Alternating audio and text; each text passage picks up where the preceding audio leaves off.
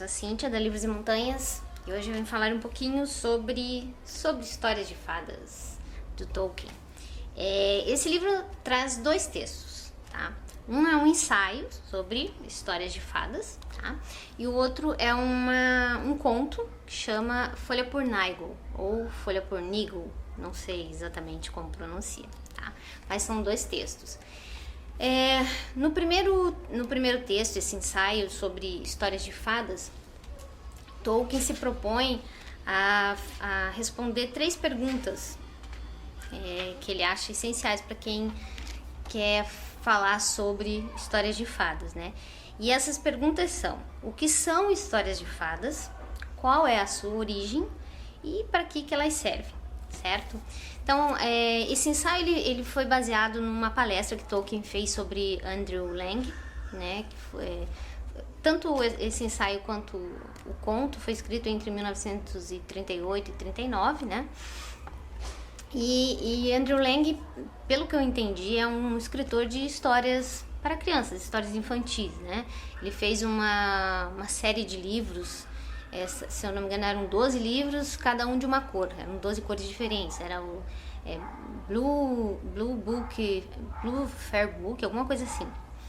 Então ele comenta sobre esses livros do Andrew Lang e aproveita e faz referências também a vários outros autores de livros livros infantis e de contos de fadas, e também fala sobre mitologia, faz referência também a outras obras mitológicas que também influenciaram na obra de Tolkien, né? Como por exemplo Beowulf e etc. E para falar sobre para responder a primeira pergunta, Tolkien primeiro imagina qual é a definição, né? O que seriam fadas, né? Será que todas as histórias de fadas, os contos de fadas são realmente contos de fadas, né? Pela definição, fadas seriam seres sobrenaturais, né, com poderes mágicos. Mas na opinião de Tolkien, as fadas não são sobrenaturais. Quem é sobrenatural é o ser humano. As fadas são elementos naturais, são elementos da natureza. Então, tudo que envolve essa natureza de magia, né, seria conto de fada, né? Então, na verdade, contos de fadas ou histórias de fadas não são exatamente sobre as fadas, mas sim sobre o Belo Reino, que é o lugar onde vivem as fadas, né? Então, lá você vai encontrar outras criaturas mágicas, digamos assim, né? Vai encontrar as bruxas, os trolls, os elfos, os duendes e etc, né? Então, seria contos de fadas, histórias de fadas seriam contos sobre o Belo Reino. Existe uma ideia de que fadas seriam sempre aqueles seres diminutos que vivem nas florzinhas, tal, não sei o que, mas para Tolkien não é assim, né? Não é só uma questão de ser pequenininho, né? Porque até comenta que se fosse assim os pigmeus também seriam fadas, né? Então não existe muita lógica em achar que fadas são só seres minúsculos, né? Ele também faz uma referência aqui que as pessoas confundem um pouquinho, né, as histórias sobre fadas. Ele excluiria das histórias de fadas contos como, por exemplo, As Viagens de Gulliver. Ele não considera isso um conto de fada, apesar de você encontrar essa história em coleções de contos de fadas, né? Mas ele não considera Viagens de Gulliver como um conto de fada.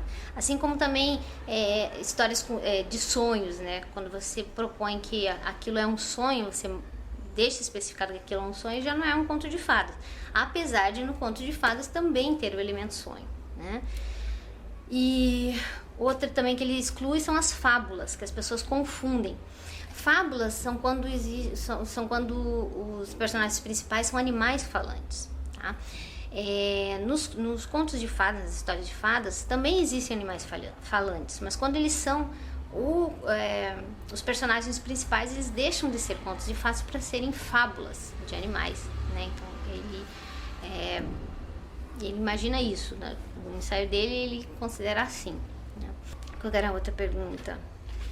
Então, o que são histórias de fadas? São histórias e mitos, lendas, né, do Belo Reino. Qual seria a sua origem? né?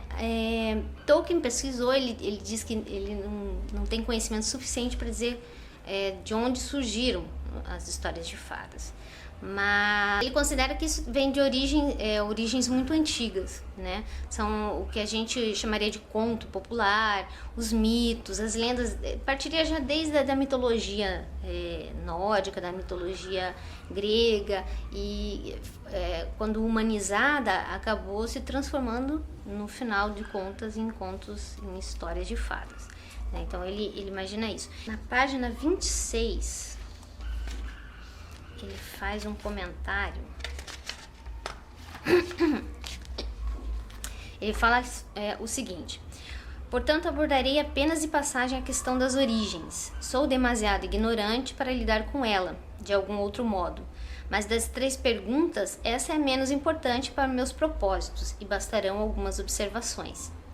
É evidente que as histórias de fadas, no sentido mais amplo ou mais restrito, são de fato muito antigas. Então é essa a conclusão que ele chega sobre as origens do conto de fadas, né?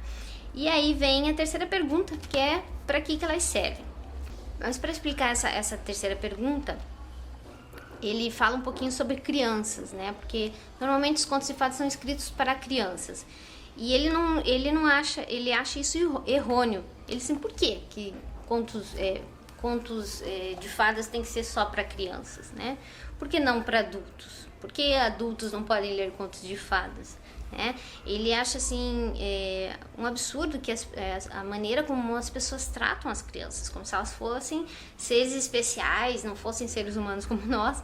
Eles só têm são um pouco mais imaturos, mas como nós, eles podem gostar ou não gostar de contos de fadas, né?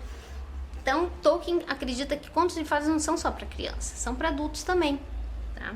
E assim como em qualquer outro gênero, vai ter adulto que vai gostar, tem outros que não vão gostar, e vai ter criança que vai gostar e criança que não vai gostar, né? Então, em primeiro lugar, contos de fadas não são só para crianças, são para adultos também, tá? Porque assim como você pode adaptar um clássico, um outro tipo de gênero para crianças, você também pode ter um conto de fadas adaptado para adultos, né? Então, contos de fadas não são só para crianças, isso é em primeiro lugar. E na página 53, ele faz uma observação da seguinte maneira: ora, muito bem, se os adultos devem ler histórias de fadas como um ramo natural da literatura, nem brincando de ser criança, nem fingindo que estão escolhendo para crianças, nem sendo meninos que não querem crescer, quais são os valores e as funções desse tipo de narrativa? Esta é, segundo penso, a última e mais importante pergunta. Já aludi a algumas das minhas respostas. Primeiro de tudo, se forem escritos com arte, o valor primordial das histórias de fadas será simplesmente aquele valor que, por ser literatura, compartilham com outras formas literárias.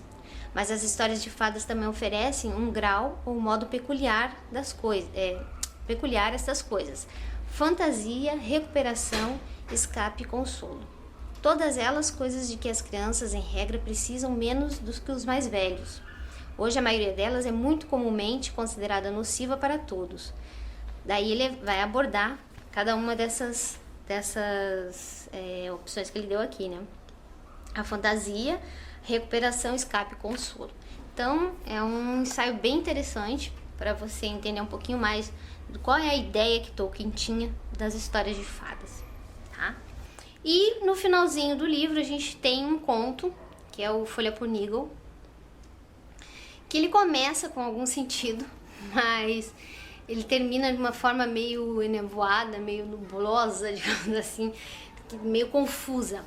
Então é a história de Nigel, que é um homenzinho que vive lá na sua casa, lá meio isolado, e ele não gosta muito de companhia, mas apesar de tudo ele tem um bom coração. Então toda vez que alguém chega para pedir ajuda, ele ajuda, né? Ele não consegue recusar ajudar as pessoas. Ele me lembrou muito, não sei porquê, não fica especificado aqui, mas ele me lembrou muito um hobbit, como se ele fosse um hobbit. Mas ele tá lá na casinha dele pintando e ele fica indignado porque toda hora interrompem ele para pedir um favor, para pedir alguma coisa, e ele não consegue terminar o quadro que ele tá pintando de uma árvore gigante num campo cheio de outras árvores com montanhas ao fundo e tal. E ele não consegue terminar aquela obra. E ninguém dá valor para a obra dele. né? E ele fica um pouco ansioso porque ele precisa fazer uma viagem, ele sabe que ele precisa fazer uma viagem e não explica na história por que ele precisa fazer essa viagem ou para onde é essa viagem. E nem explica direito se ele sabe para que é essa viagem. Mas ele tem que fazer essa viagem e ele fica enrolando. Em vez de ele arrumar as coisas para a viagem, ele fica enrolando porque ele quer terminar o quadro dele. Só que toda vez que ele tenta terminar o quadro, alguém chega para pedir um favor.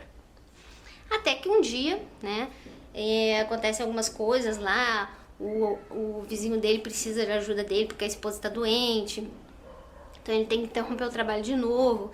Aí chove, acontece uma chuva lá e o telhado do vizinho fica ruim, e aí ele fica enrolando para ajudar o vizinho, e acaba que no final aparece uma pessoa na casa dele, dizendo que veio buscar ele para viagem, mas ao mesmo tempo acusando ele dele não ter ajudado o vizinho, e daí ele dá desculpa, mas ele não tinha lona para ajudar o vizinho, né, cobrir o telhado. Fala assim, e esse quadro aí? Usa esse quadro aí, essa lona aí, né?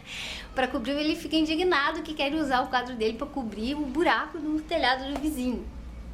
De qualquer forma, ele não tem mais tempo para nada, porque ele precisa embarcar no trem, então ele vai. Aí ele embarca no trem e vai parar num lugar super obscuro, assim, estranho, onde ele tem que trabalhar dia e noite, sem ver a luz do dia, e existem vozes falando sobre ele.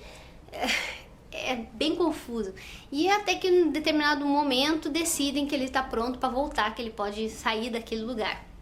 E aí ele pega o trem de volta, só que em vez de voltar para casa dele, ele vai parar num campo onde tem uma árvore imensa e ele reconhece como o quadro dele, né?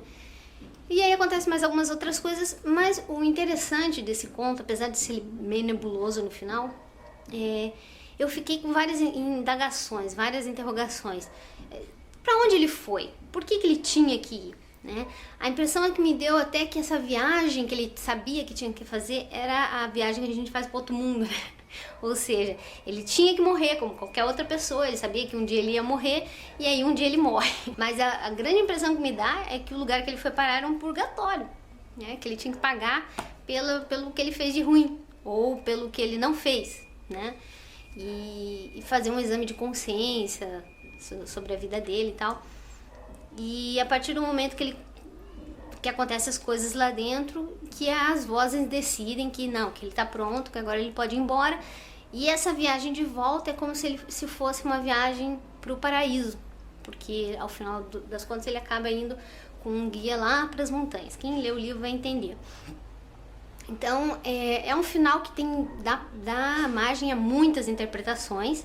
Então acho bem legal que as pessoas leiam e cada um conte a sua interpretação, o que acha que responda as perguntas, né? Para onde o Nigel foi? Por que ele foi para lá? Por que ele tinha que ajudar os vizinhos? Né? Ou por que ele tinha que fazer aquele quadro?